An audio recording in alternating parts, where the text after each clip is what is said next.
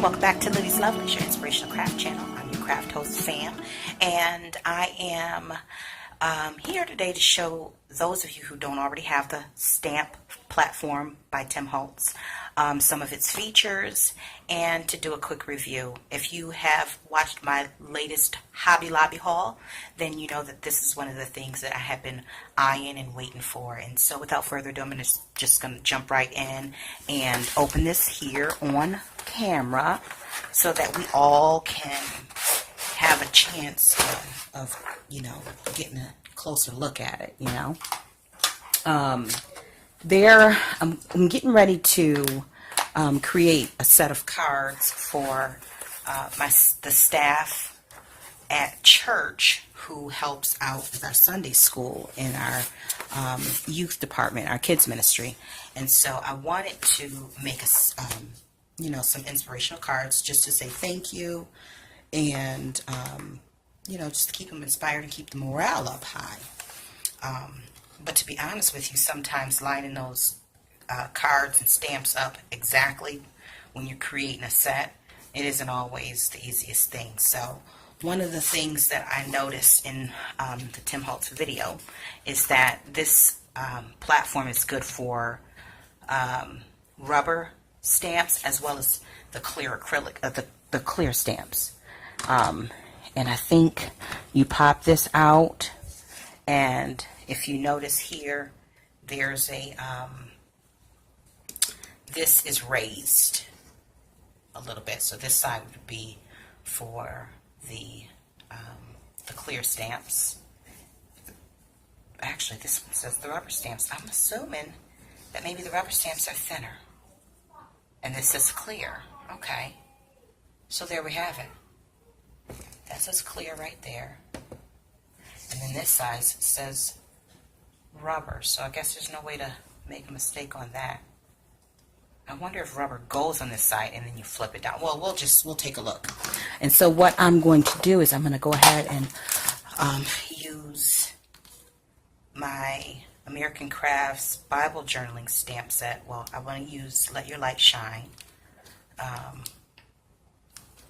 And I've got some 5.5 by 4 1/4 pieces of cardstock that I'll just stamp over in the lower right corner. Good Lord, I'll get my words together soon. Anyways, okay, and so these stamps I picked up from Tuesday morning a few months ago. I think it was either at the end of summer or towards the end of the school year, but nevertheless, let's see how this works. And okay, so it says clear on this side, so let me line this up. And it's my understanding that these magnets are they're very, very, very strong. Oh my word! And that's going to hold your cardstock in place. They are strong, and I think most of the time I've seen people use these with washi tape to keep, you know, to be able to handle them better. So once I pry these apart, then that's what I'll do. So hold on just a second.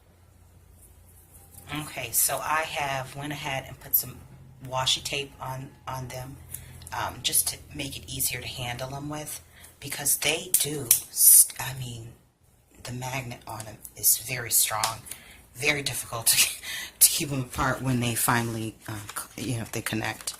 So, okay, so I'm going to go ahead and put this piece of cardstock down. Put that there. I don't really need that right now. Alright, and so I want this to go on this right here. Okay. So this is the clear side. Alright, let's see. Hope you're still following along with me. Let's see how this works. Does it? And that's obviously not it.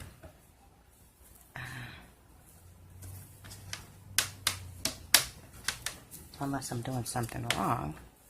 Alright, let's try the opposite side. Side that says rubber. Okay.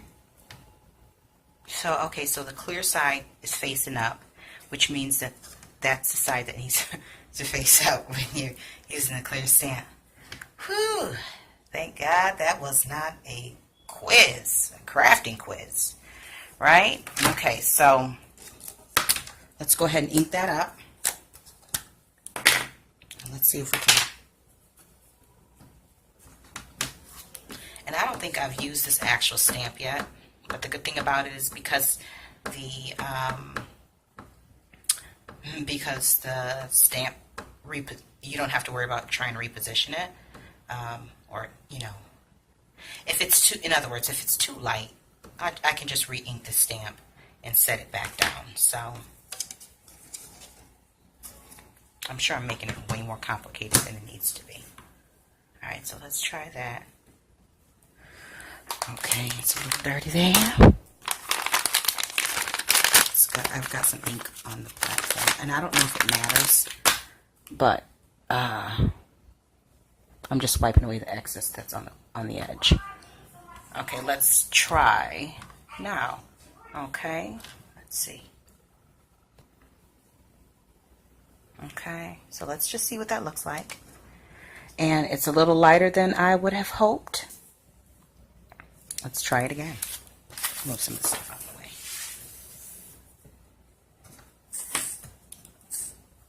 I am not the most coordinated this morning. It's caffeine hasn't quite gotten into my system yet, so bear with me.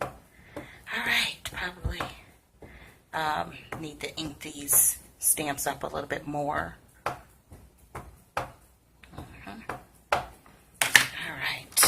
one more time for the people in the back. Okay, that's a little darker. Now, one of the reasons why I haven't used this particular stamp set yet is because it requires I don't know if you need to break them in the stamps yet before you actually use them for your card making or scrapbooking or journaling. But if I have to do all of that, I likely won't get around to my project. So I'm just inking this up a little bit more, and we'll see what that impression looks like. And it's a little bit darker, and so I'm fine with it having a little bit difference in shading. I personally don't mind it because I will work around that. It just looks as though that's how the stamp is supposed to be, especially with the surrounding area being a little bit darker. So that's fine. Let's try square number 2, or paper number 2. Let's see if we can get a better result.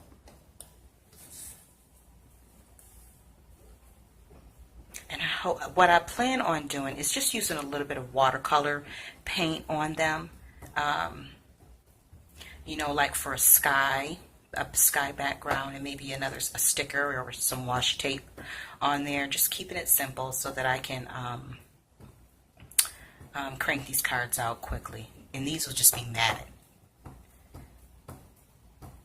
Well, it'll be cardstock behind it. I'll mat the cardstock behind it, if you get what I'm saying. Okay. So that's impression number 1. And I don't actually own red rubber stamps or rubber stamps. I have mostly acrylic. The rubber ones that I do have are on wood blocks. So I don't have any intentions of taking them off and using them in the same fashion as you would acrylic. I know that there's a few people who have unmounted them, but that isn't something that I'm going to take the time to do personally, just to be honest with you. They're fine the way I have enough storage for them as they are. I don't plan on, see, that's even better. So I think this, because I had not used this stamp yet, I think that's one of the main reasons why I got the poor impressions that I did. Okay.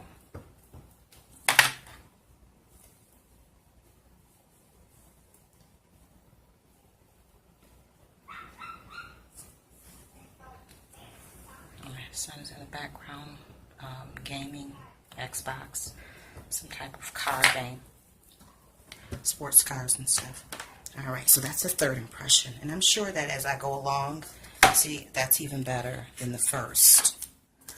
As I go along, so this was the first one, and this is the second one. It's not a major noticeable difference. You can't really tell, but I think that the more that I use the stamp, the better the impressions will be. So,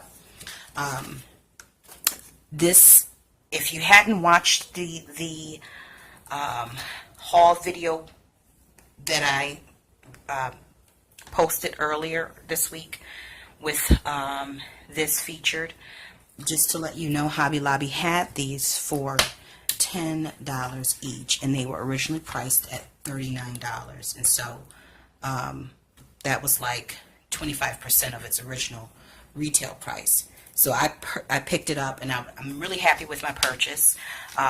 If you liked this video, go ahead and give it a thumbs up. Don't forget to subscribe for future videos. And now that I have my stamp platform, I can go ahead and make a few more